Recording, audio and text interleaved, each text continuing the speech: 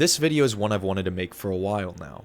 It covers a game very near and dear to me from my childhood, one that got me very interested in World War II, and also showed me how disturbing and unsettling war can be. This classic game depicts very graphic and realistic portrayals of war, and if that's your thing, then strap in and let's take out some PT boats. The rotten cancer of the fascist Reich ravages Europe like a plague. The relentless drive into our motherland steals the lives of men, women, and children alike.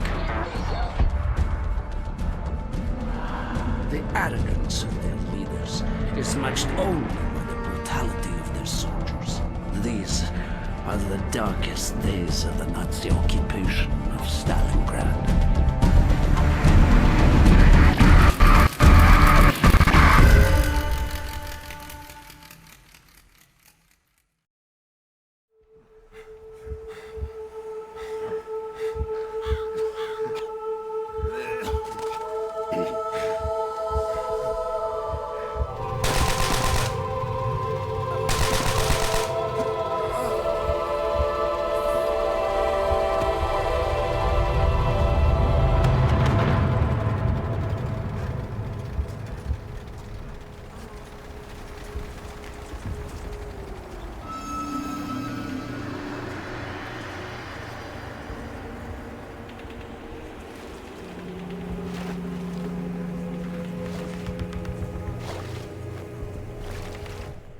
Oh, hey, what's up guys? My name is Nikos and welcome back to the channel. Looking at modern shooters and Call of Duty today makes World at War feel like it came out of a different dimension. Top dollar big budget studios of today are generally more scared of touchier subjects and controversial imagery that makes audiences squirm in their seats. But not old Treyarch and Infinity Ward. Controversial imagery was their middle name. I mean, you knew a new Call of Duty game just dropped whenever you saw it hit Fox News. But World at War, 16 years later, still feels different. It stands out. It's remarkably dark, and that's what makes it so special. World at War is the most disturbing Call of Duty game, and it's also one of the most unsettling war games to ever be released. It takes inspiration from war films and respects the actual history behind World War II to tell an unapologetically brutal and depressing take on the Second World War. I went back and played through it recently, and I've found that the game has actually aged really well. So what makes this game such an underrated classic that initially received mixed reviews from critics? And when it comes to historical accuracy, how realistic is Call of Duty World at War anyway?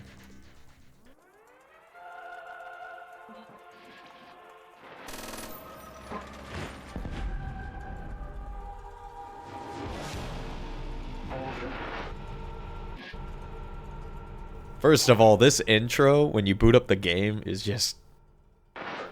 There's so much nostalgia here. It's a masterpiece.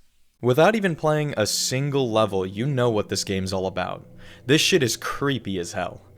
There's no Hollywood war music here, just a ghostly choir beset by black and white visuals of war vignettes. This main menu was so unnerving to me as a kid, it had me speedrunning through it just to play the mode I wanted to before I started having nightmares. I wasn't aware of this at the time, but the vocalist is actually chanting a message in German.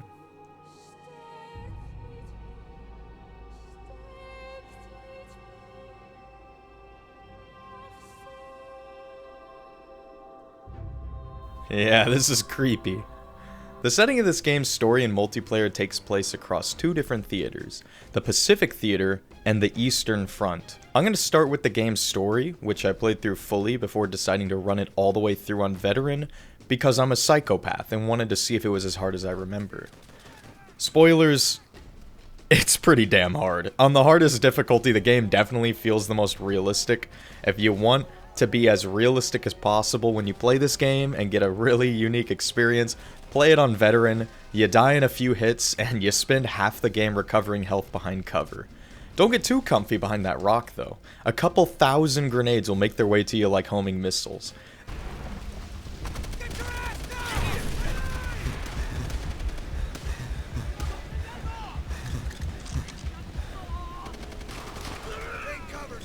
They're literally just pelting me with grenades right now. This is ridiculous. This is absurd, bro. Outstanding, Marine. The enemies have a virtually endless supply of nades on veteran difficulty, and they have the best and most accurate throwing arms of all time.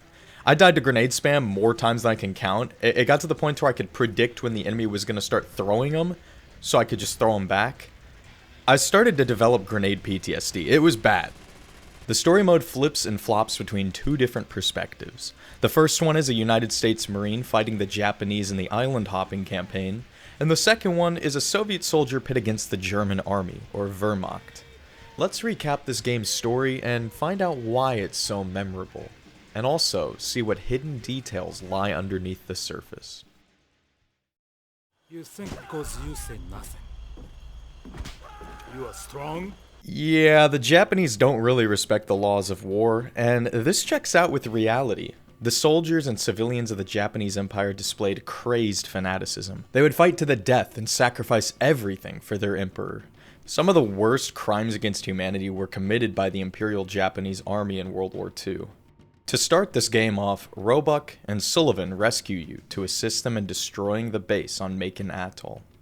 And right off rip, we encounter this Japanese fanaticism firsthand. The Japanese soldiers in World at War love the Banzai charge.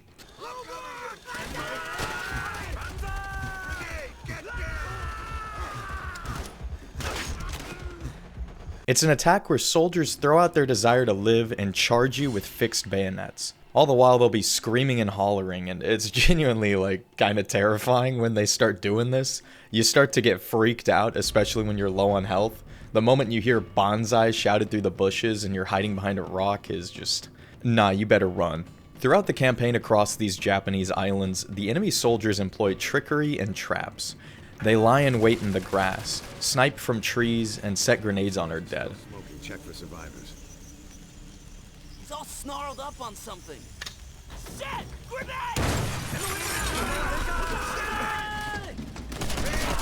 These ambushes get more and more creative as the story develops, until you start to get paranoid and never trust your surroundings. You'll be watching the tree lines with a 1,000-yard stare towards the end of the game, not trusting even the ground beneath you.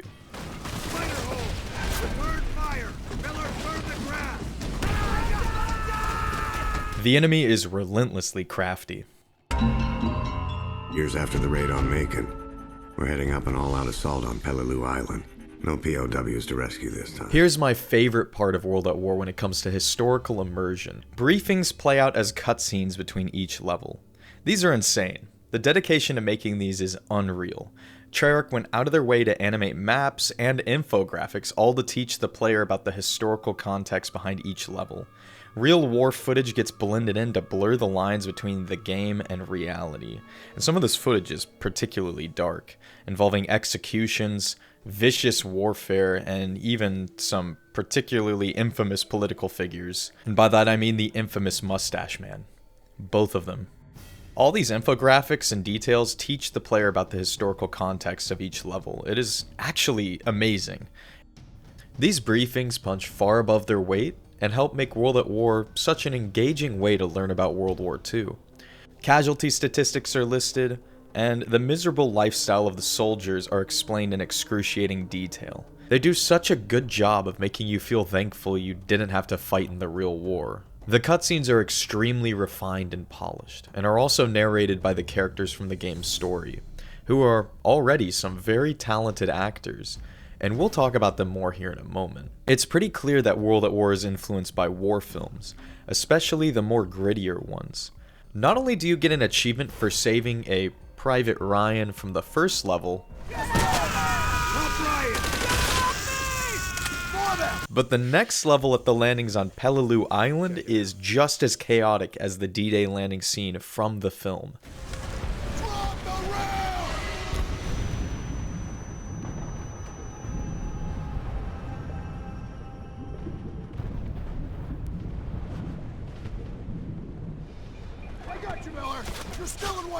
But there's also a private pile in reference to a character of the same name from Full Metal Jacket. Now, a new character, Polanski, joins us from here on out. Speaking of Hollywood war films and characters, Treyarch cast some renowned talent to play the roles of the characters. Some of these voice actors are even from Hollywood. If there was any indication Treyarch was trying to make this game feel like an interactive war blockbuster, it's this right here.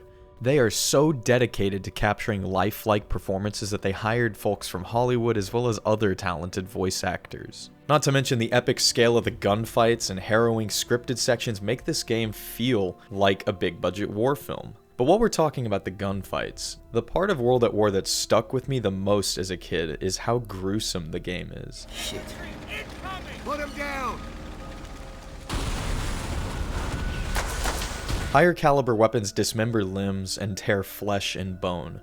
Explosions leave corpses mangled and in pieces. Even in multiplayer, players are subject to having their innards blown out and limbs sent down range. Ugh. Dude, some of the gore in this game is fucking despicable. These battlefield wounds are very disgusting. Dying soldiers in the campaign occasionally writhe in pain before letting out their final breaths. This game doesn't shy away from displaying the disturbing brutality of warfare. This level of graphic violence was rare in console shooters when I was a kid, so when I was first subjected to it, I was pretty unnerved. Although this game is a big part of my childhood, and I did enjoy it a lot, it definitely left me a bit disturbed in some places. What now, Sarge? Secure the surrounding area. Wait for the Major's orders. When do we rest? Soon, Pulaski.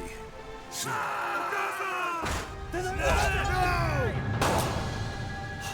Sullivan, no! Hold on! You're gonna be okay! Corpsman! The squad is forced to continue with Roebuck as their new Sarge. This next mission starts in the swampy interior of the island, and it ends with an all-out assault on the airfield.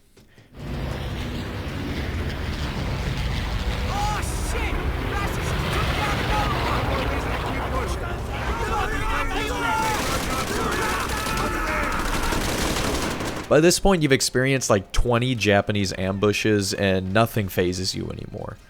The Americans and Japanese meet on the field of battle, man on man, tank on tank, in an absolutely chaotic set piece of a battle that really holds up even well today. Like 16 years later, this game is still pretty impressive.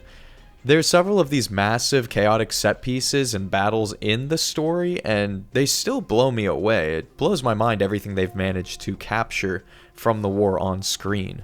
After taking the airfield, the story switches perspectives to the Soviet front. The Battle of Stalingrad was one of the largest and most costly battles in human history. And this moment from the game is seared into my memory. Millions of lives claimed by the German invasion leads up to this. Surviving a massacre in a fountain of your fallen comrades. This scene is insanely memorable. And it's also a bit of a reference to another war film, Enemy at the Gates, but I'm not going to weigh the video down with movie references. If we started now, we could probably fit in another 20. At this point in the battle for Stalingrad, the Soviets were on the verge of collapse. The stark Soviet architecture is bleached gray. Color is sapped out of the lifeless city by the tracks and boots of the German 6th Army. The entirety of World at War is largely dull. The color palette is very washed out. Vibrant color is only really reserved for fire and blood. It's a really depressing game. The environments of the war reek of dread, grief, destruction, and exhaustion. This is a very depressing scene in the game, and it really does stick with a lot of the players.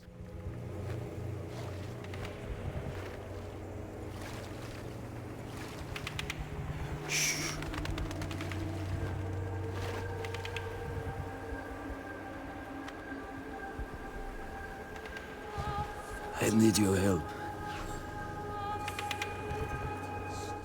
Introduction notwithstanding, Vendetta is one of the most memorable levels in the entire game.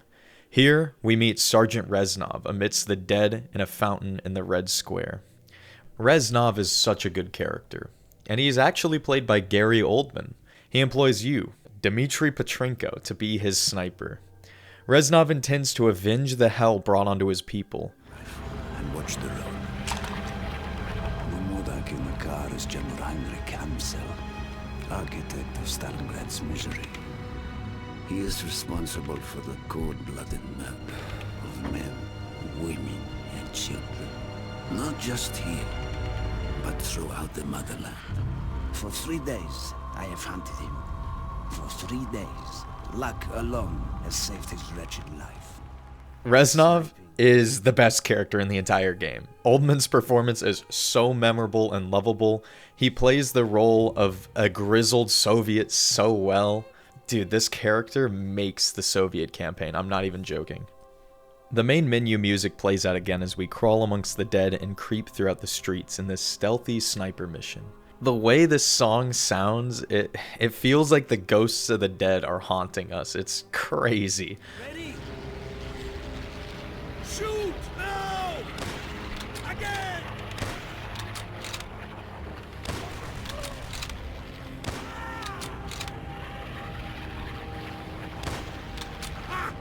It's like bone chilling, man.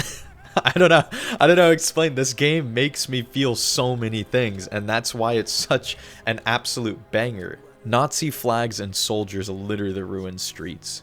World at War is not intent on keeping the player comfortable.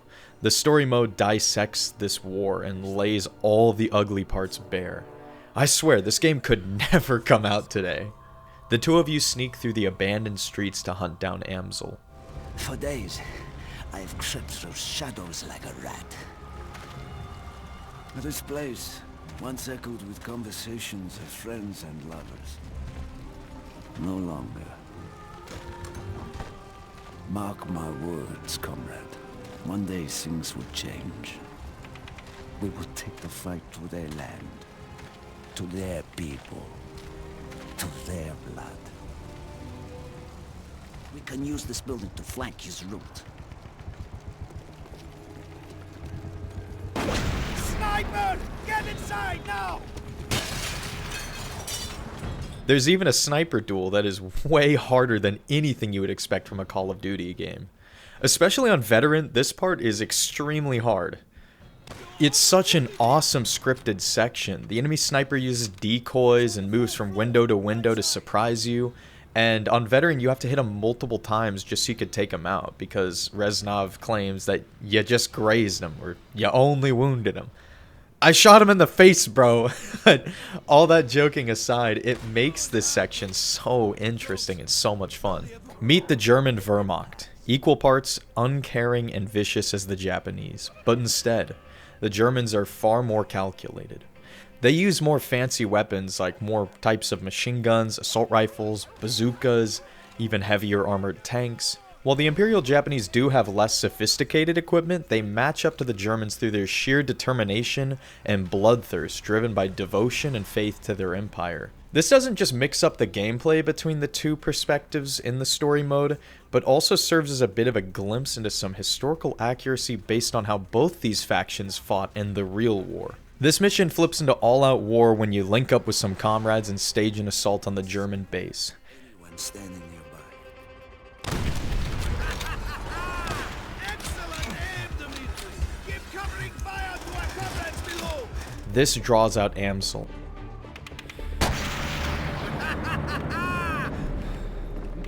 You are a true marksman!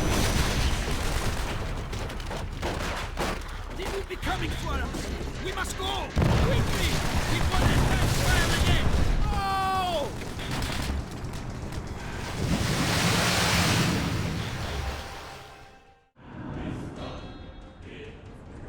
The Red Army's advance into Germany is swift and brutal. In mere months, we have reached Seelow Heights, the last line of defense before the German capital. The Battle of Stalingrad was the Soviet Union at their lowest, and the German Reich at their greatest extent in landmass and power. The loss of life from the Soviet people was immeasurable when Germany launched their offensive in 1941. Germany's war of annihilation was intent on destroying Eastern Europe, as well as its people, completely. To completely wipe Eastern Europe and its populations from the face of the earth. The cutscenes during these missions show the true cost of Russia's war against Germany. They suffered casualty rates extraordinarily higher than their enemy. But Stalingrad would be the last time the Soviets were faced with immense defeat and destruction. The immediate next mission is a complete 180 to this. The plot fast forwards to 1945, 3 whole years later. Now, we fight Germany at their lowest point, as a resurgent and dominant Red Army.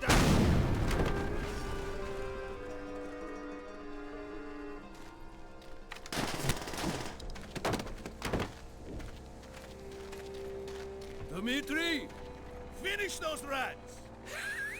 Once again, you cheat death. Our tanks are ready to smash this line, and Chernov! I am not hearing gunshots! There is no point, Sergeant. They are already bleeding to death. then maybe our friend will help them bleed faster. At this time in the war, the German military was in tatters. This was thanks to a several-year resource war against the United States, Britain, and their allies to the west, and the Soviet Union to the east. The Allies staged landings in Normandy and were working their way up through Italy and the Balkans.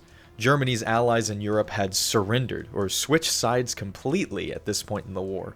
Shattered, alone, and running out of men and material, the Germans were forced to make a final desperate defense of their capital city, Berlin. Their final line of defense was at Seelow, just on the outskirts of town. The real battle at Seelow Heights was the Soviet army's offensive before the road was open to Berlin. The Soviets' 1 million men outnumbered the Germans' 100,000. Despite this, the Soviets were met with setbacks throughout the battle as the German last stand held on, even while being completely outnumbered 10-1. The Nazi government hinged on the city's defense, and they refused to surrender against insurmountable odds. They were intent on sacrificing everything and everyone in Germany before having their fascist ideology face defeat. This new dude, Chernov, joins you in your attack on Berlin, and bro has the audacity to pull out his book while Reznov is talking. Chernov is an interesting character. He's a lone glimmer of humanity amidst the chaos. He's more compassionate than your fellow man. He chooses not to harm his enemies unless he has to, contradicting the brutality and thirst for vengeance shown by your brothers. We've talked about the eerie art and visuals of this game, so let's talk about the sound too. World at War's soundtrack is, as usual for Call of Duty, stellar. But the composers threw in some extra treats to make this more than your usual war game soundtrack. In the Pacific Theater, music takes on an oriental character. Asian instrumentation and songwriting tinges the battle music. This serves to immerse the player into their environment on the exotic islands that the Japanese know like the back of their hand. When you fight with the Red Army, the music sounds decisively Slavic and Russian. The Soviet music just makes me want to pop a bottle of vodka and squat atop a burning tank. It is so good, dude. The soundtrack goes from great to legendary when in the most intense fights, distorted metal guitars chug along like the thunder of battle. It's intensity to the fullest. These metal tracks sound kinda like Doom, and they're sick. I can't, like, these metal segments get the blood pumping. Every time it happens, like, I just feel like...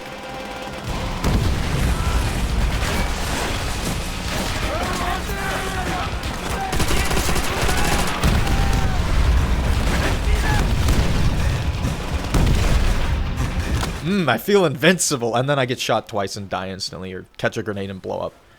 But that's veteran for you, you know, you gotta withhold your excitement. You gotta just hide behind a rock. We get one of these metal tracks at the final fight in this mission, and it's like a holy combination of Soviet folk music and gin. All in all, the music in this game is as adrenaline pumping as it is terrifying and intense. Some of these tracks really lean into the horror theme of this game. German is sung by choirs in ghostly tones. Opera styles are applied to do justice and kind of give a sense of scale of the grandiosity of the war. The soundtrack by Sean Murray is so flawlessly done, but for some reason, it doesn't have an official release anywhere. While we're talking about war crimes, this is one of them right here, man. The sound effects are a bit dated and not as impressive as the music. Some of the higher caliber weapons sound kind of like pea shooters, but I still like these sounds. They're not bad by any means. They're actually really good. Each gun has character and sounds remarkably unique. I just wish the guns had more bassier tones so they kind of felt powerful, you know what I mean? When it comes to the sound effects, what doesn't leave more to be desired are the visceral sounds of limbs being lopped off, as well as the miscellaneous voice acting of all the soldiers in-game, between their shouts, barks, and even screams and cries of pain. All in all, the combination of the music, sounds, and voice acting all coalesce into this very visceral and epic experience that feels genuinely gritty, gruesome and just intense. It's a very intense soundscape, and it's impressive that between the graphics, the art, the music, all of it combined holds up so well 16 years later that it really just draws you in, and it instills this sublime emotion. This whole game just has some fantastic presentation that does justice to the horror and just gravitas of the whole war.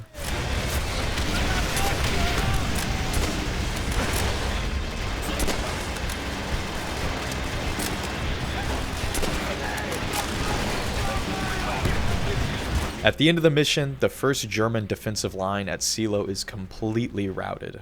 Back in the Pacific, Miller and the boys continue the fight on Peleliu.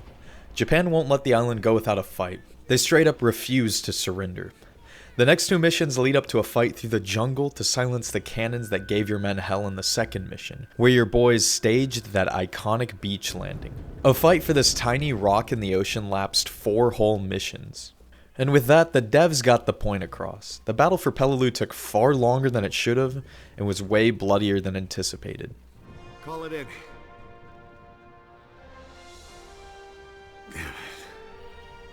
How many Marines did we lose taking this rock? Already too many. Relay the message to Major Gordon. The artillery on the point has been knocked out. Yes, sir.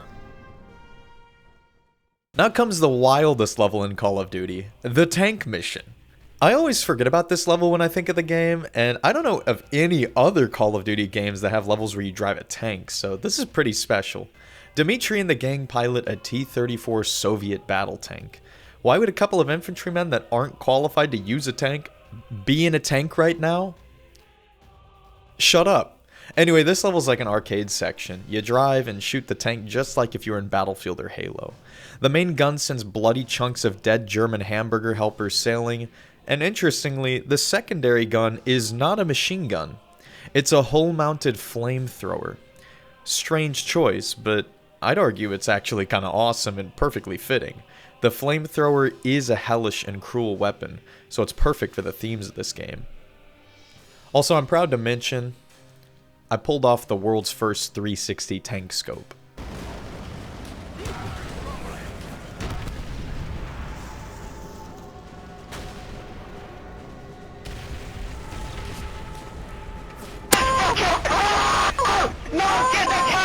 This level is a fun little distraction. It's not that impressive, but it's a nice change of pace for sure.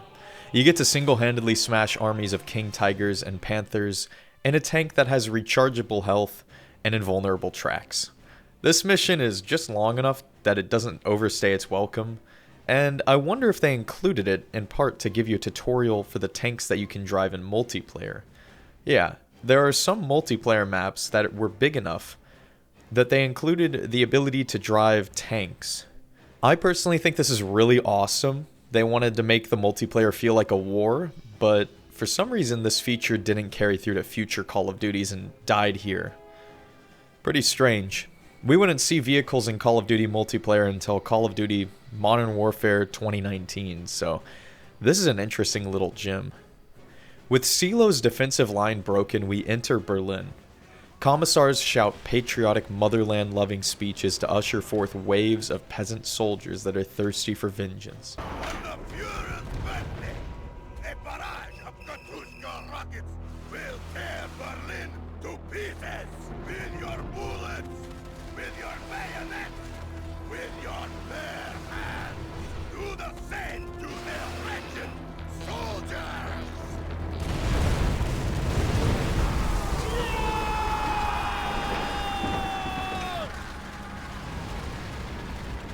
We also finally get to use the STG-44, as well as the best gun in the entire game, the PPSH-41.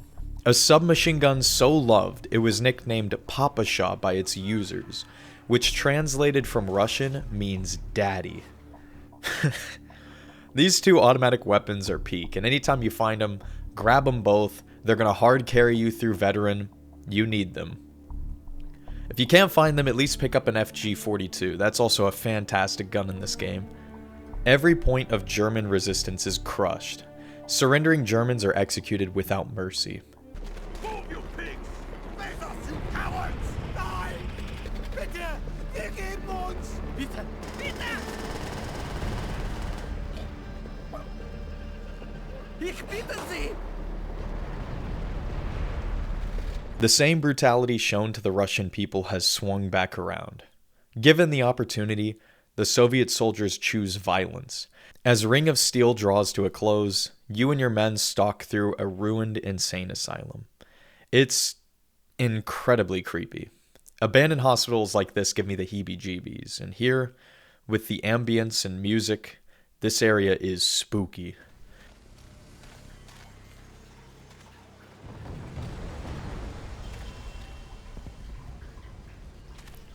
What makes this section even more unnerving is if you happen to know the horrible crimes committed on those suffering from mental illnesses by the German government at this time. This way, upstairs! German soldiers lie in wait upstairs for a desperate last stand. But of course, resistance is futile, and the Germans are completely rolled over and forced into full retreat. Our grip tightens around the black heart of Berlin. The Fuhrer demands all to shed their last drop of blood in its defense. The old, the young, the weak. If they stand for Germany, they die for Germany. Building by building, room by room, one right at a time.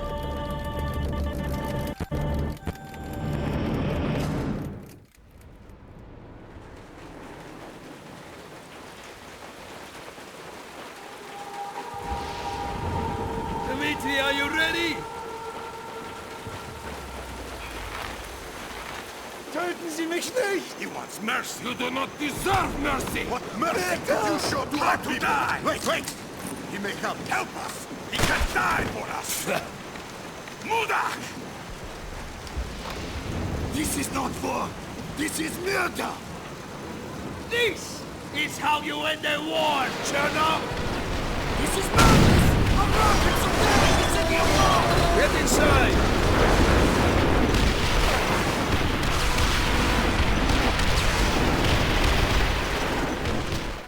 Fighting goes hand to hand from apartment to apartment. There's no method to the madness as the urban sprawl gets churned into brick and mortar. Jenna! What is going on? These men are trying to surrender! Look around you, Chernov. Do you think these men will be denied their revenge? As eviction ends, a handful of surrendering Germans plead for their lives. The Soviets atop the stairs wait to burn them to death with Molotov cocktails. Reznov gives you a choice. Either shoot them for a quick and painless death, or wait for your men to burn them alive. This scene is really sad. It stuck with me when I was a kid. I remember feeling particularly guilty playing this game, especially at this scene, as it further displays the pointless violence of war. But this little war crime scene is more significant than you may think. It ties into a hidden detail that we'll get into in a moment. Trust, it's pretty cool, and I didn't even catch it when I first played through the game.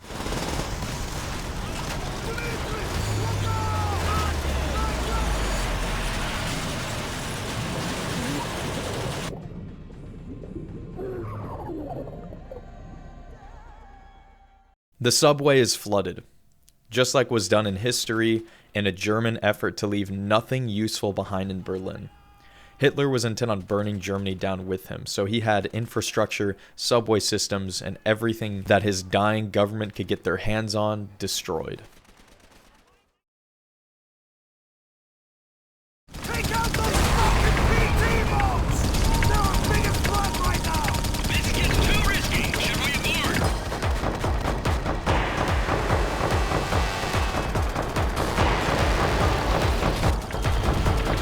This level's a banger. Black Cats is a far better vehicle level than Blood and Iron, and this is definitely one of my favorite missions in the entire game. You are Locke, the gunner of one of two VPB-54 Catalinas, which is a seaplane stacked to the brim with machine gun turrets and cannons. Your team is sent on a raiding mission to knock out Japanese convoys en route to Okinawa. And the music here. Yo, Locke, turn that shit up. This music is an absolute bop.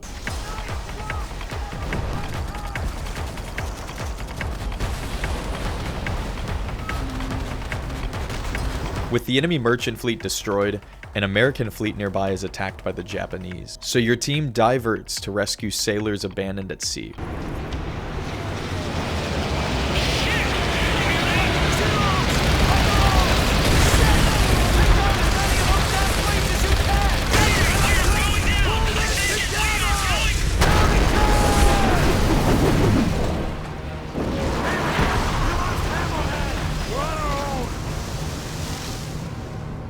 Okay, people.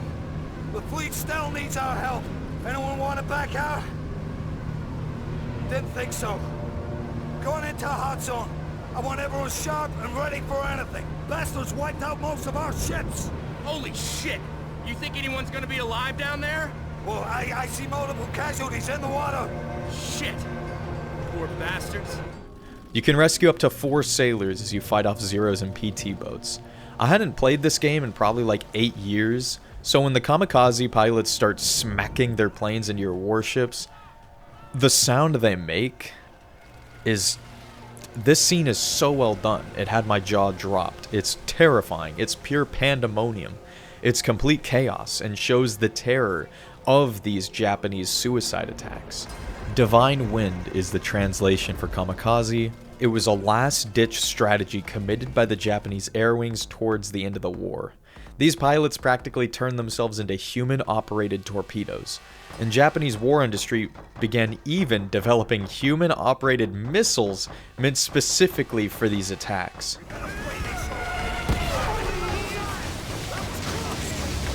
American sailors have been documented recounting their anxiety and PTSD they experienced as a result of kamikaze attacks. As we've mentioned pretty extensively, the tenacity, bravery, and intense devotion to the Empire displayed by the Japanese soldiers and civilians in World War II was unmatched. But when it comes to the kamikaze attacks, there's something interesting in that for the longest time I believed they were committed by volunteers who wanted to donate their life to the Empire in the attempt to take out an expensive American warship at the cost of their life in a plane. But after doing further research for this video, which is part of the reason this video has taken so long to come out, I've found that kamikaze pilots were often either peer pressured or forced into service. While many of these kamikaze pilots did volunteer, there are quite a few of them who in fact were forced. And many times, peer pressure was so intense that saying no wasn't an option. And sometimes you didn't even have the ability to say no, as if you were called into duty, it was your turn to become a kamikaze pilot. It's pretty evident from many of the memoirs and notes left behind by former kamikaze pilots who never actually went on mission, or maybe they went on mission but they never found a target, that kamikaze pilots were often shoved into their planes kicking and screaming. They very often were caught up in this mental battle between their duty to the Empire and all the propaganda they've consumed over time, as well as their own will to live and experience their young years, which by young years, I mean the average age of a kamikaze pilot was anywhere from 17 to 24.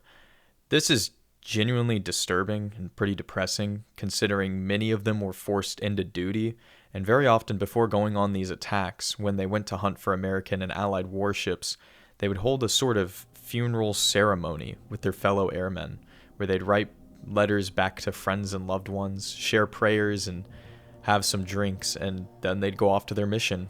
It's genuinely sad, but fortunately many of the pilots did return after finding no targets or being unable to launch their attack, and their memoirs are here for us to read. And it's very wild that they capture the intensity and the terror of these attacks firsthand in World at War.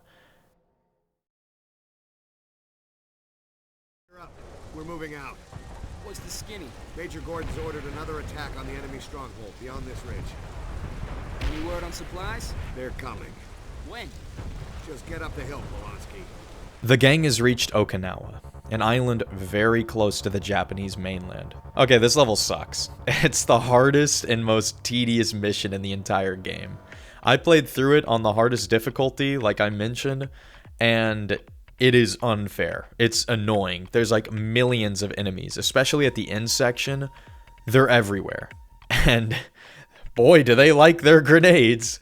But on the bright side, the aesthetic is beautiful. This mission is very gloomy, and the monsoon casts this blue-gray light across the jungle. It's Really beautiful, and highlights the fact that this fighting on these islands, this bitter hand-to-hand and oftentimes vicious fighting, was conducted rain or shine. This mission captures that and makes me thankful I never had to experience these island landings myself. I can barely stand wet socks for more than 10 minutes, let alone these guys dealt with wet everything in the middle of raw combat. I will say the first half of this level is actually not that bad. I actually kind of like the traps they put up and how you have to use smoke to suppress the machine gun nests and blow up the bunkers. That part's actually pretty easy and pretty fun. But it's that final section with the castle. That part, nah, I'm done. I'm not doing that again.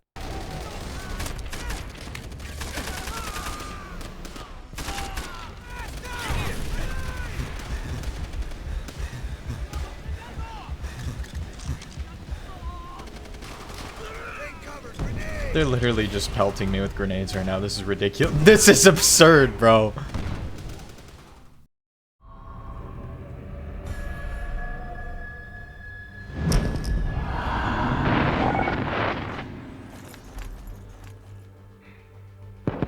Everything that was asked of us, we've done.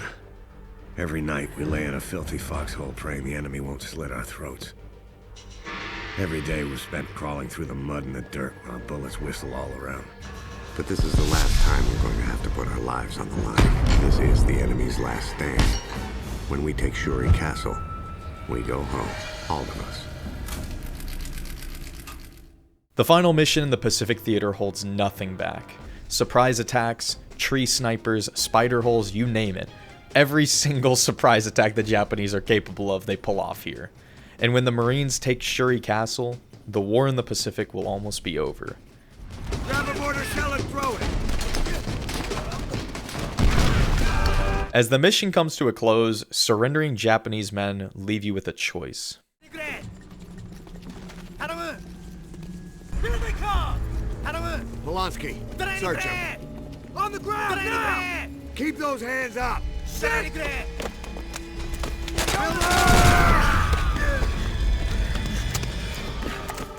Roll back! Miller! They killed the Sarge! You can only save one of the Marine characters, then hold the line with them until air support saves the day. This choice is minor. It's not really a huge, important decision considering the Pacific campaign ends here, but it's interesting the developers included it here in the first place. It also shows Japan's intense rejection of surrender. I wish there was a way to save both Marines. It's unfortunate that you have to choose one who lives and one who dies. What is interesting about this scene, though, is the fact that depending on who you save and who dies, different mourning music plays. It's pretty weird. I never even really noticed that. Miller! Polanski's down! Roll back! Miller!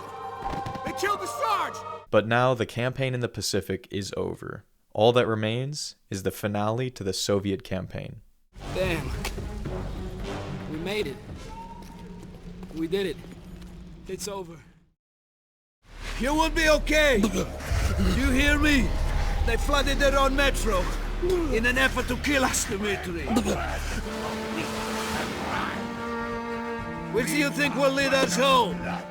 Writing about this war or fighting it? French and Germany in the blood. No one will ever read this! If you lack the stomach to kill for your country, at least show me that you are willing to die for it!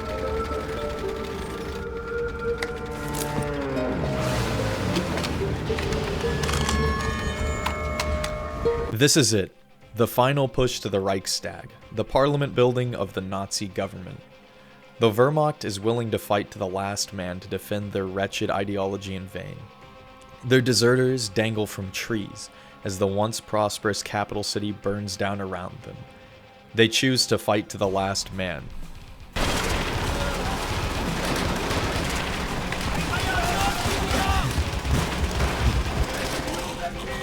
Keep pushing forward!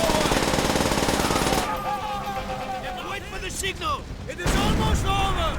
Today is the day of our blood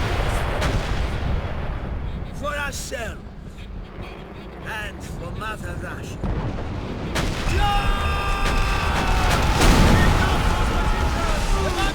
This is the most memorable battle in the entire game to me. The music, the unrelenting slaughter, the grenade spam.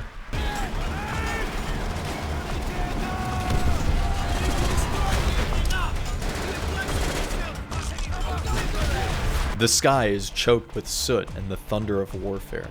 Germany's final stand against an unstoppable Red Army has devolved into all-out hell. This scene is metal, just like the music that has chugging guitars that drop in to churn the soundscape into a cacophony of chaos. This is the rawest moment in the game, and it's awesome. As your tanks roll up and your men charge forward, you're tasked with fighting off an entire army of German soldiers and knocking out their 88mm anti-tank guns. This is unrelenting chaos, and these are the final moments of the German Reich. Reznov's prophetic words foreshadows Chernov's unfortunate demise. If you lack the stomach to kill for your country, at least show me that you are willing to die for it. This dude did nothing wrong. He was a pacifist, choosing compassion above bloodthirst. Despite his scolding and judgment of Chernov, Reznov shows that he truly did care about him. Dmitri! Someone should read this. I'm not gonna lie, this part is really sad. Dude did nothing wrong and he went out like this. The path towards our glorious victory has been a journey of blood and brutality. All of it has been necessary.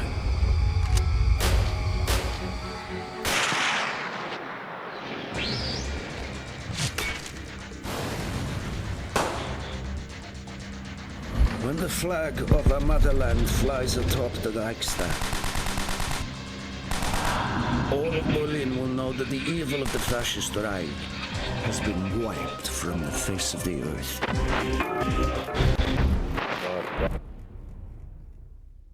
There's an interesting detail from the start of the final mission in World at War. We read part of Chernov's diary after his unfortunate death. From Beyond the Grave, Chernov narrates a section that he wrote on our player character, Dmitri. Depending on how you treat surrendering and defenseless Germans throughout the campaign, his opinions on you will change. If you show mercy to the various surrendering soldiers throughout the game, Chernov will refer to you as a hero, equal parts brave and merciful. If you show a mixed reaction to your enemies, he'll be more ambiguous, choosing mercy and brutality equally. And if you treat the enemies like an absolute psychopath, Chernov will refer to you as a remorseless savage. April 30th, 1945. When he first spoke of Dmitri, Reznov told tales of a hero. Someone we should all aspire to be like. At times, I have seen him show mercy, and at others act with complete brutality. I do not understand him. Perhaps heroes need not question their actions. Steel yourselves, men! This detail doesn't really affect gameplay, but it's nuanced, and it's very welcome in a game that highlights the atrocities and brutality of war. It's really cool. It gets the player thinking, am I any better than my enemies? And if I were in these real situations, how would I perform? This game is nuanced with its messaging.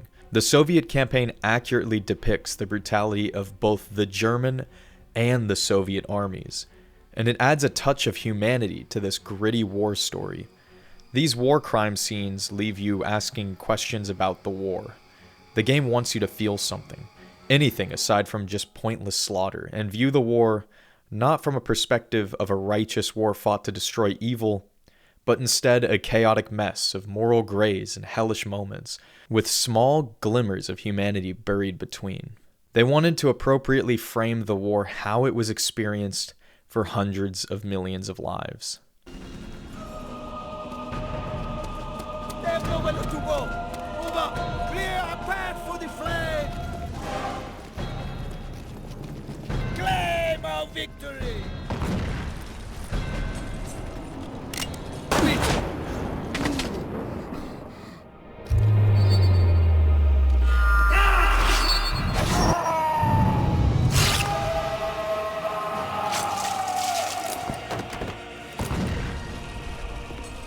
You can make it, my friend. You always survive.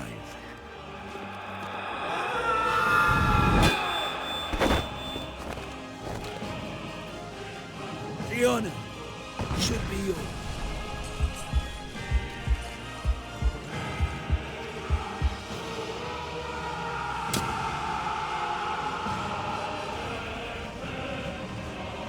As long as you live, the heart of this army can never be broken. Things will change, my And nothing bad happened to the two of them ever again. The end. It's over. The most destructive war in Europe has come to a close. By raising the flag over the Reichstag, the game nods to a famous war photo. This picture depicts Soviet soldiers hoisting the Soviet banner over the Reichstag. But this moment is actually staged. It was taken on the 2nd of May, directly after the fall of the Reichstag. The photographer assembled the shot, gathered some soldiers and put them into place, and captured perhaps the most iconic image of the defeat of Nazi Germany. The photographer himself was Yevgeny Kaldy. He was a native of Ukraine. It was solemn. General Eisenhower informs me that the forces of Germany have surrendered to the United Nations. The victory won in the West must now be won in the East.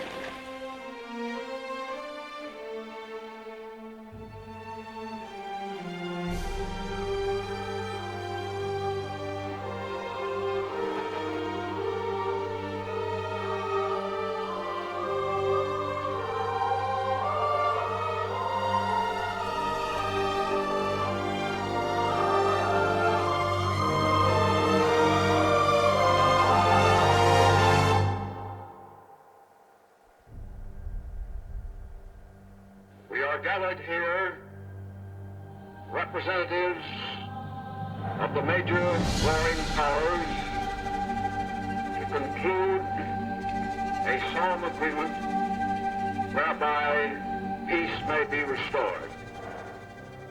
It is my earnest hope, and indeed the hope of all mankind, that from this solemn occasion a better world shall emerge out of the blood and carnage of the past.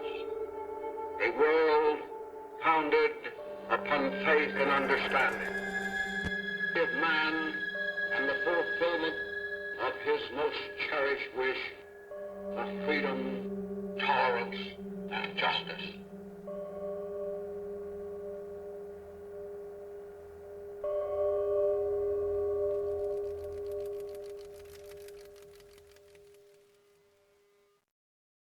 Damn. What did I just play? I'm not even kidding. I played this when I was a kid, when I was a teenager, and playing it this final time. This is a very emotional game, and it's shocking to me. This is Call of Duty. This isn't supposed to be this serious. It's not supposed to be this raw, but here we are. This final scene gives me goosebumps. This whole last cutscene, every time I see it, it's just sublime, and I love it. It's art. It's 10 out of 10. IGN. This cutscene is so real, man. And the emotions I feel from watching it every time is just, it's like an emotion that does not have a description. That's what sublime means. Something that is so awe-inspiring, it cannot be described. And that's how I feel from this cutscene. Damn, dude. This is insane. The credits offer a dedication to the actual veterans who fought to preserve liberty. It also ends with a special thank you to Marines who shared their experiences with the development team to assist them in making this game more historically accurate. The story of this game is an unsettling experience. It's an unapologetically brutal examination of what is perhaps the most tragic event in all of human history. The horror elements of the story mode of World at War very accurately portray the war in ways that many games fail to. And speaking of horror elements, He's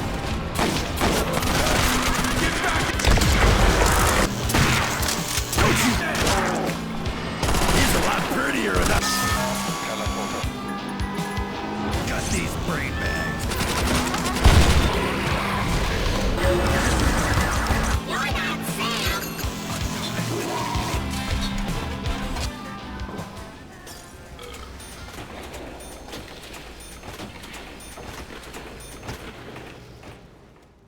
When the credits end, World at War over-delivers. We all know and love Nazi zombies. It's the perfect minigame to seal Call of Duty World at War. It's 1950s sci-fi horror mixed with an arcade, wave survival, gambling, just blast of an action mode, and I love it. The idea of German soldiers rising from the ashes of the Third Reich as an army of the undead to bring about an apocalypse at the very end of World War II is just awesome to me. All the World War II weapons we know and love return in this mode too, which just makes it that much more iconic and just gritty and down to earth, and I love it. And then there are the wonder weapons, energy weapons that look like they dropped from a 40s sci-fi film, which is so perfect for the time. The source material, oh my gosh, I can't. I'm geeking out over this mode. What was meant to be nothing more than an after-credits fun gag ended up resulting in a long-standing staple of a side mode for the Call of Duty franchise. And these maps, especially in World at War, were so nostalgic that people reminisce on them to this day. With the popularity of Nocturne and Toten, Treyarch decided to launch a DLC that added more maps into the game. Brought to you by i7. What is that? Oh... It runs great on Intel i7. Look at the forbidden couch, dude. This thing weighs a ton. Yeah, the one couch. The forbidden couch. Yeah. You have to pay 1,000 British pounds to get it up. Yeah. Because it weighs 1,000 English It weighs pounds. so much. You have to like throw your money at it so it can move. It's a greedy couch. Why can't we climb this shit? This fat fuck couch. We could easily just walk. Like either the couch is the fat fucks, or we are, because like look at, like we could easily squeeze through. And these are some of the most nostalgic and loved maps in the Call of Duty Zombies franchise. So much so they've been remade throughout the series in future games. It all started with Verrückt, a chilling insane asylum that is littered with psychotic visuals and blood-curdling screaming ambience.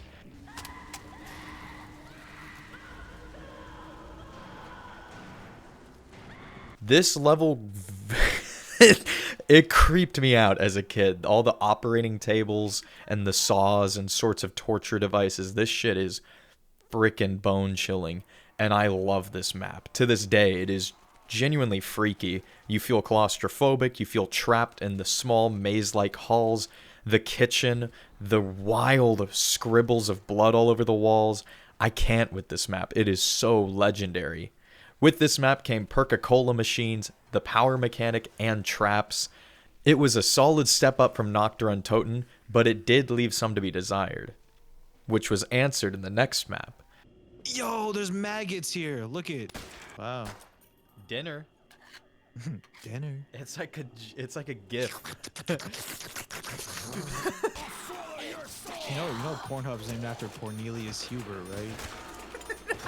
You did not come up with that, did you? I did not. I wish I could take credit for that. That's so amazing. Cornelius Hubert. Hubert. Next came Shinonuma, a creepy, sweltering swamp secluded in the depths of a remote Japanese island. The Imperial Dead swarms you in very goofy martial arts poses. Dude, like, look at this guy. He's karate chopping towards us. Yeah, it's so fucked up. Like, look at this dude. What? He lived? This game's got so much character, man. This mission gave us the OG Zombies crew, brilliantly performed by legendary voice actors including Steve Bloom as well as Nolan North. You got Dempsey, the Marine with anger issues, Nikolai, the drunk Soviet, the Honorable Takio from Japan, and the maniacal and chaotic Richthofen, one of the architects of the German experiments that bred the zombies. I personally love that they chose this diverse of a cast because it's a man from each side in the World at War story mode, which is, it's so cool, and I love it. They all have all this good banter, and the crew was so loved that they were brought back in the future many times. We also got the dog rounds, which when that first happened when I was a kid, I was freaking losing my mind. I thought I was done for. I just peeked the mic there. Now I'm legitimately giddy right now thinking about these levels. The dog rounds, when they came about, were insane. And they mixed up the gameplay, so it's not just slaughtering zombies constantly. Power levels critical. Why don't someone go turn the power on?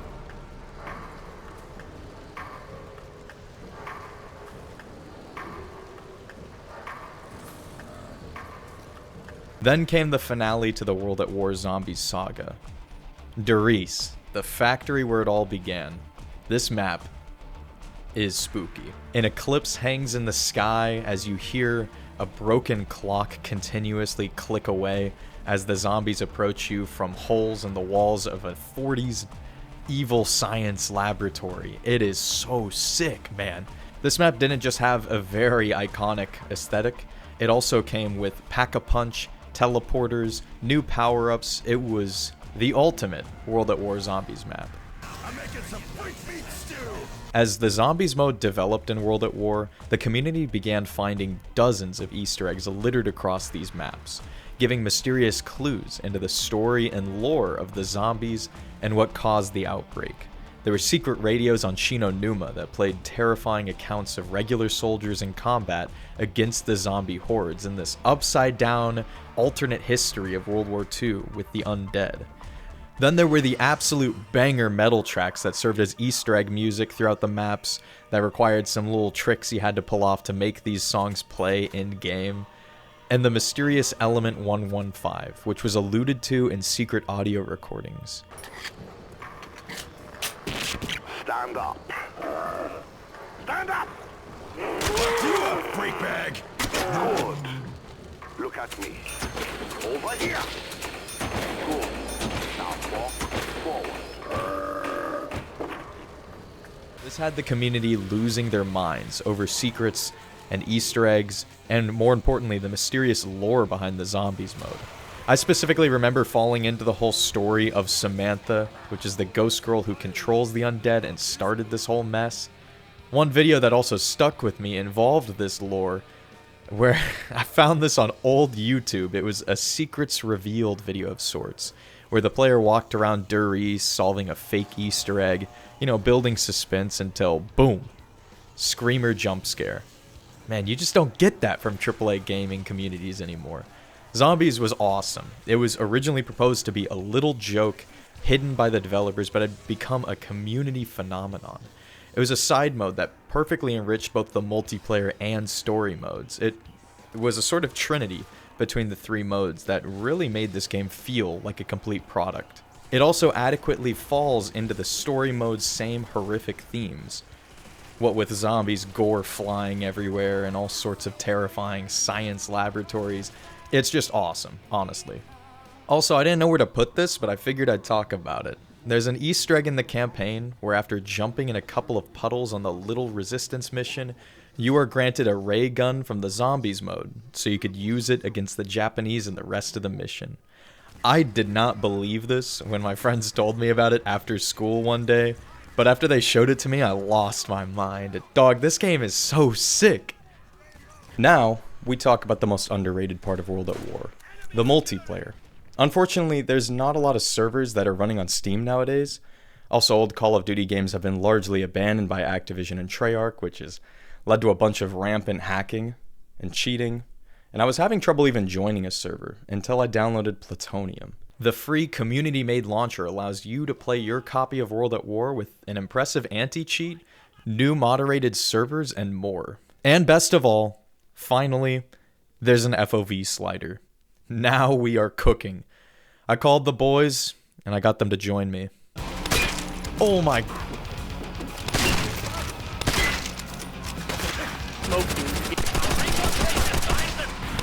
Nope, I got both of y'all. Let's go, let's go. Oh my gosh, I'm a monster.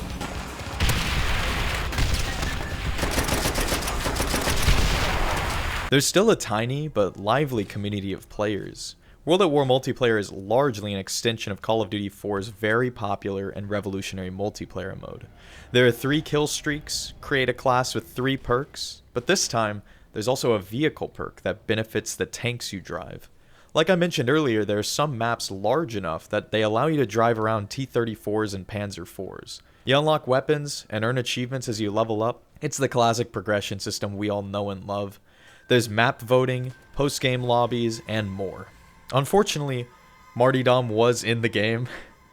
Man, Martyrdom. Do you guys remember Martyrdom? You know, the perk where you drop a live grenade on death? This was the source of so much rage and controversy back then. I wish I could go back to when the only problem with Call of Duty was just a stupid grenade perk. Man, those were the days. Matches even feature some comically evil German and Japanese announcers. Fight for the flags! Recon plane acquired! Where's all the other players? Our recon plane will find them! Our recon plane shall find them! Our recon plane will find them! Artillery is in position! No, I already got our They're artillery. behind Yeah, us! they're behind us! Our recon plane shall find them! I love how evil the Germans sound. Oh shit. Following suit with the story mode and the zombies mode, the multiplayer mode is just as creepy and unnerving as the single player mode. And anytime anyone gets an artillery kill streak, things get genuinely frightening. Like, listen to these artillery shells scream, it's otherworldly.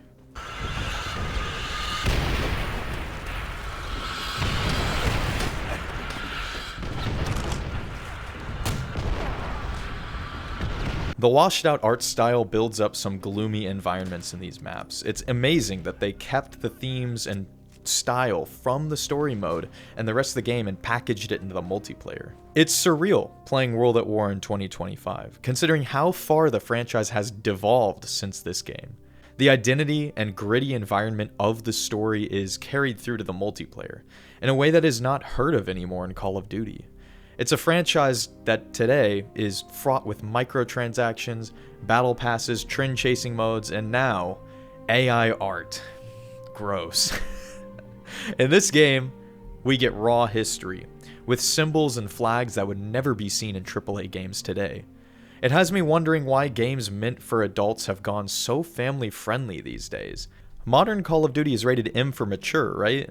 I don't know, I feel like I'm missing something. Also, there was a moment where one of the servers I was in started failing, and I was treated with a taste of nostalgia. Oh, classic. Y'all, I believe my Wi-Fi is dying. Yep. Man, I'm not even gonna lie to you, playing through World at War's multiplayer nowadays felt surreal. It was so much fun, actually, it holds up so well, and it's so cool to see that there's still a passionate community playing it. And I'd even argue that it's perhaps one of the better Call of Duty multiplayers, though there are some metas and overpowered weapons, but it's still a blast. World at War overall is an amazing game. It received mixed reaction from reviewers initially. Some complained that it was too similar to Call of Duty 4, others claimed that the horror moments were far too intense. I would agree the game isn't perfect, it has its flaws, but I feel comfortable in arguing that all these takes aged like milk. Sure, a lot of the multiplayer mode is similar to Call of Duty 4, but there are plenty of additional things added into World at War that make it stand out as a very special game. It also added vehicles, including the tanks, and there were also new features added, and the introduction of the zombies mode. The unapologetic horror behind World at War also teaches players to respect the war as much as they enjoy the game that emulates it. And speaking of realism, as mentioned earlier, Treyarch put in a lot of extra effort to match the real war as closely as possible. Yes, the gameplay is absurd and pretty goofy, but that's Call of Duty for you. And if you want a more realistic experience, play the story on Veteran and prepare to rage. Or download some mods for Arma, I don't know. As for the look and feel of everything, the guns in World at War are flawlessly modeled. They look and sound the part.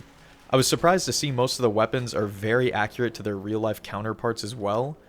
You can't load scoped bolt-action rifles with stripper clips because the scope blocks the chamber from above, which is accurate and surprisingly is not mirrored in modern COD. I don't know how we lost education in the industry, I don't get it.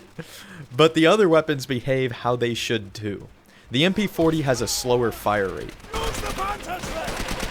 PPSH is a bullet hose, and the MG42 lays down heavy fire in a buzzsaw-like fire rate. Though in real life, aside from the BAR, you could not use the iron sights on any of the light machine guns while standing. They were just too hard to control, and they could only be really fired from a hip-fire stance. But at least the M1 Garand ping on empty clip ejection is, of course, here, and sounds perfect. and higher caliber weapons do dismember and gore soldiers, which is as expected. My bad, couldn't help it. What the fuck? Someone just blew my insides out. I had a hole driven through the center of me like a cookie cutter. But there is one inconsistency that I've not seen anyone talk about, and I'm probably going to be seen as the biggest nerd of all time. But I'm going to make it real quick. Here goes. The Browning 30 caliber machine gun is the same caliber as the M1 Garand. So the fact that the Browning delimbs enemies should mean that the M1 does as well, right? Well, it doesn't. It makes no sense. But aside from that, everything else makes sense. I just got PTRS. Especially the PTRS, which has the potential to blow dudes inside out. Wait, what did I just say? What was that?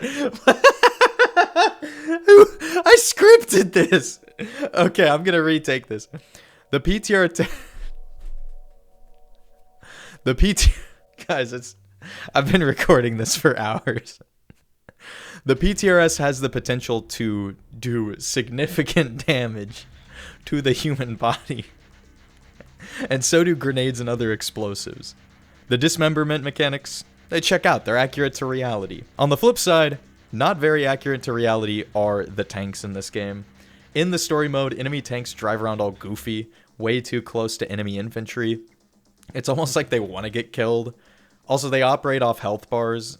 Now, I wouldn't expect Call of Duty to portray tank armor and ballistics realistically. Before any of y'all go to the comments and call me a nitpicker, I get it. This is Call of Duty. They probably made the tanks easier to kill on purpose just to simplify gameplay. We're not playing War Thunder here. I think Treyarch didn't want a bunch of classified war documents on their forums, so I'ma let it slide. It's fun. The tanks are fun. They're fine. But what's definitely incorrect is some of the timeline in this game. Most of the game takes place in the final years of the war, so everything seen in the multiplayer and single player levels make absolute sense. But the King Tiger, or Tiger 2, seen in the Vendetta mission was not in service yet. It arrived in 1944, 2 years after the Battle of Stalingrad. I'm sure there's other inconsistencies in the timeline and throughout the levels, but the rest of the game is very faithful from what I've seen. All in all, despite some minor inaccuracies, the game is perhaps the most realistic and gritty Call of Duty we've ever experienced. As far as Call of Duty goes, World at War is pretty nuanced. It takes inspiration from war films and reflects the carnage that was the largest war Earth had ever seen. When I started writing this video so long ago, I danced around this idea I had. I kept thinking this story wouldn't fit in a gaming video, but something kept nagging me about it. I thought about keeping it and then cutting it, but ultimately decided that you may find this story fascinating, and I decided I also really wanted to share it with you all. Quite a few relatives of mine have served in the military and fought in foreign wars, but all too often we forget about how war impacts civilians as well as its fighters. This story is from a different perspective, a civilian perspective. It reminds me of how all too real the events in these war games actually are. It can be hard to believe a human catastrophe as sublime and massive as World War II happened around 80 years ago. My grandma and her family endured the German invasion of Greece, and this is a recollection of the stories she's told me and my family members. In 1940, as you may know, Italian forces invaded Greece from Albania. Their operation failed due to a lack of planning as well as stiff resistance from the Greek armies, and the Greek army forced them back deep into Albania.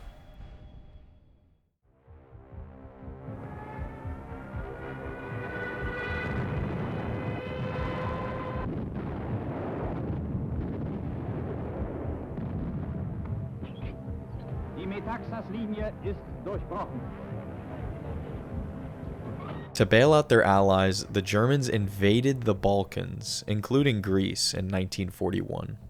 The Allies and the Greeks put up a hell of a fight, but they were unfortunately no match for the German war machine. Greece surrendered after a month of fighting. My grandma, or Yaya as we call her, was around 6 years old. Fighting-aged men were rounded up and sent north into Germany to work in forced labor camps. This was to prevent potential uprisings, but it ended up leaving my Yaya's house without her father. It was left to her, her mother, and her sister.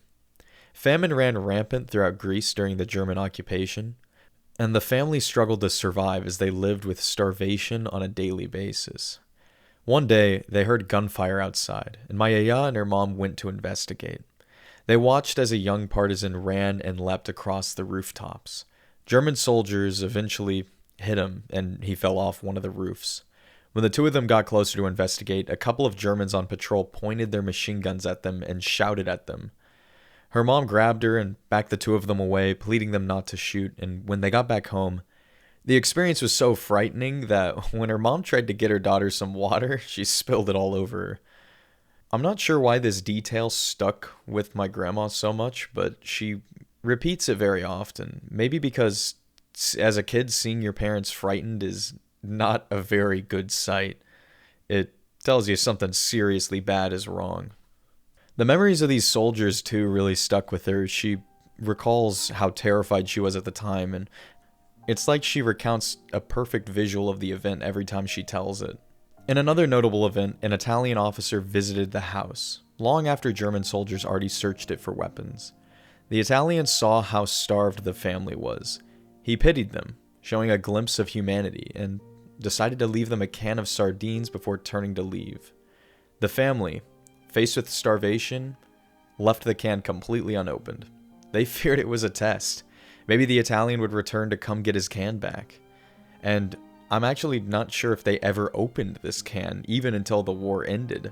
But man, this just goes to show you the Greeks are made of sterner stuff, man. When the war finally ended, and the Germans were expelled from Greece and forced to surrender, the family visited the train station daily to see all the refugees coming home, waiting for my yaya's dad to finally return. Day after day, they came and went, heading home empty-handed, time after time, until they eventually gave up. They figured he wasn't coming home, until one day, a knock came from the door. Standing in the doorway, he was, full beard, disheveled hair and all. How'd he do it? Well, during his time in the labor camps, he would be put on kitchen duty. The inmates, much like his family, also faced starvation.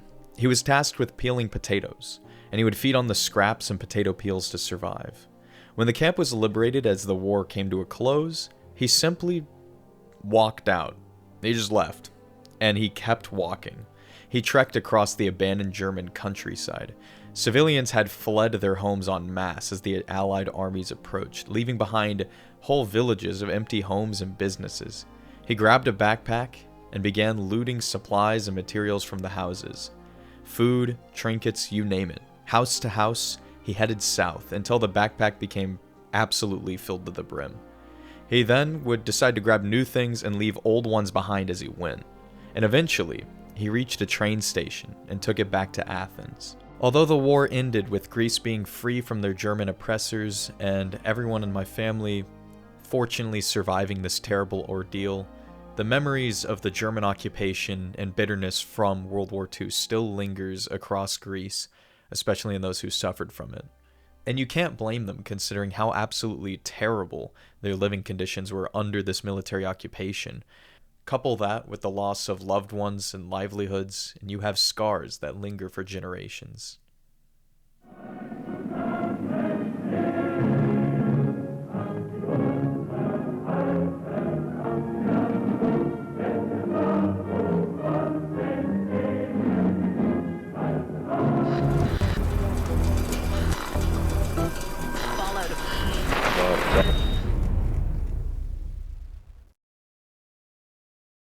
All too often, I find myself not realizing how good I have things, and that I didn't have to live through this hell of a war.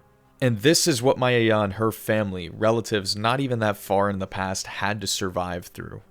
This war was real. It was experienced by hundreds of millions of fighters and families alike.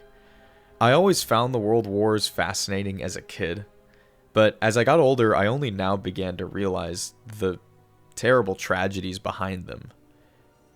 This is why I love this game so much, and why I decided to include this part within this video. At first, I thought it was kind of off topic, but like I said, I wanted to tell it, and here's why. This is why I love World at War so much, why World at War was such a huge part of my childhood. It exposed the horrifying realities of war to me at a very young age, perhaps too young, if I'm being honest. But it helps me to appreciate the sacrifices that were made so I could live like this. So I could sit in my room and record audio into a mic and make videos for you guys. And now, I appreciate Call of Duty World at War even more with the context of that story I told, as well as the others I've heard over the years. Old Treyarch interviewed veterans so they could get the story right and do this human tragedy justice. They wanted to respect the war through a historical fiction lens, matched with the unrealistic Call of Duty arcade gameplay. And their passion for storytelling and history drenches every corner of this game. I remember being asked by a history teacher once, why do boys and men play war games when war is so terrible? Doesn't that seem kind of like an oxymoron, enjoying something that's so horrible for so many? I couldn't answer it at the time. It was a very good question, but now I can confidently answer it with two things. One, you can't take war games from us. It's a part of masculinity, so let the boys have their fun. And two, because learning history through immersive, interactive experiences may be our best shot at teaching the masses to remember the human cost of our past, and hopefully persuade them, even just a little, that war should be avoided. Thanks for watching.